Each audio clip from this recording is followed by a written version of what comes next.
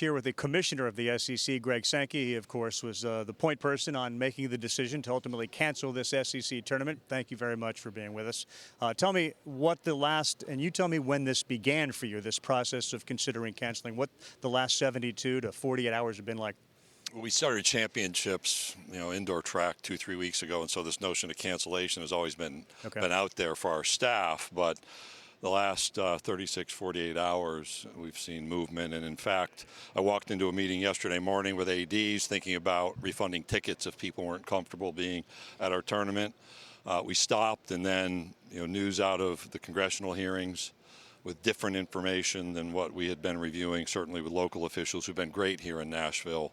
And then the NCAA's, it's called a COVID-19 advisory panel's recommendation to the board that then became public, changed literally the game for us. All right, so you sort of alluded to the numbers, I assume, from the congressional, where it said 75 to 150 million. What were the factors that ultimately led to this decision? If you back up, we talked about what was happening on our campuses. And what we've seen is when a campus goes on spring break and students return, we've had changes. So Vanderbilt in Florida, first for us. But in visiting with presidents and chancellors on campus last week, those who have spring breaks now or coming, the dynamics on campus change as a result, and so they are adjusting to that. So that's kind of data point one. The most important data point for us was here locally, where Metro Nashville Health said you're fine to play, you're fine to have people in the arena, and that's why we move forward. We actually, in that meeting, transitioned from this coronavirus discussion into name, image, and likeness, student-athlete support.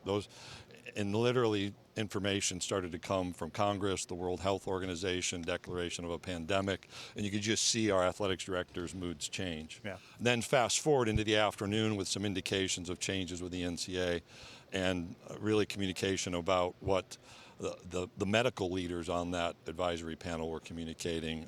That was a game changer for us. The coaches that I spoke to this morning, even some of the players, seemed to be really reluctant to go forward. Did they have a role in what you were considering? Well, I walked in here Tuesday night and I saw Kermit Davis and Tom Crean. I said, are your guys ready to play? Are they focused on playing? And the message was absolutely. Then, I made an announcement about removing fans last night, and right around that time, you have the NBA announcement, and that's a pause. And so I was literally processing that issue as I was holding a press conference on stage, and then you see news this morning. You don't sleep last night. Spoke to my colleagues. I'll just say the leadership of the 5 conferences are remarkable people, and the ability to communicate and work across these 5 conferences has been something that is a tribute to intercollegiate athletics and how much I appreciate each of my colleagues and their communication. So we know that the SEC tournament is canceled. Did you discuss other sports? Baseball is certainly coming now. Where are you with the other sports? It is the busiest time of year. Right. Football people see as the busiest time of year, but from a number of sports, it's spring. We have a gymnastics championship that will not be held next week in Duluth, Georgia. We have an equestrian championship the following week in Athens, Georgia. That will not be held. So we've said we're suspending play through March 30th. We have some work to do to determine what dictates return to play if we can go back to our normal operation. So baseball, softball, tennis, golf. Track and field we have teams at the NCAA championship, and what we've said is subject to NCAA authority and institutional decision making for NCAA championships, participation will be permitted. So you've got indoor track and field, you've got the basketball tournament, and I know there's probably activity in evaluating. You've got Missouri with wrestling. We've got a national gymnastics championship soon. Swimming and diving is actually to be hosted in Athens next week. So those are some decisions to be made, I think, nationally. I'll just keep going. We then go into recruiting. Yeah, I guess, is there a cutoff for softball, baseball, just being the big 2, understanding everyone else? Is there a cutoff before that has to start that you would say we're just not going to have a season? Without specifying, there could be. So we've said now through March 30, we're suspending play. What happens on the day after March 30, the 31st, I don't know right now. Would determine the future.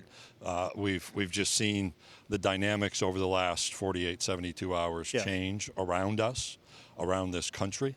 the medical professionals. I mean, I'm not an infectious disease researcher specialist. I'm not an immunologist, so you have to listen to what's being communicated.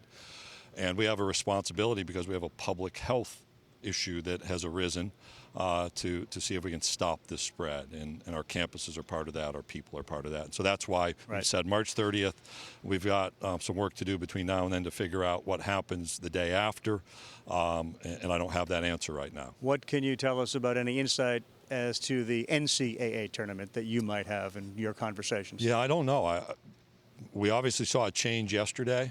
I'm confident that that's not all we'll see.